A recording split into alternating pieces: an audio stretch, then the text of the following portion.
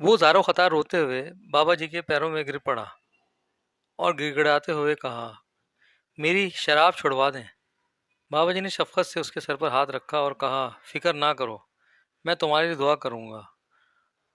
اس نے اسی طرح روتے ہوئے التجا کی، صرف دعا نہیں کرنی، آپ کو کسٹم والوں سے بات بھی کرنی ہے۔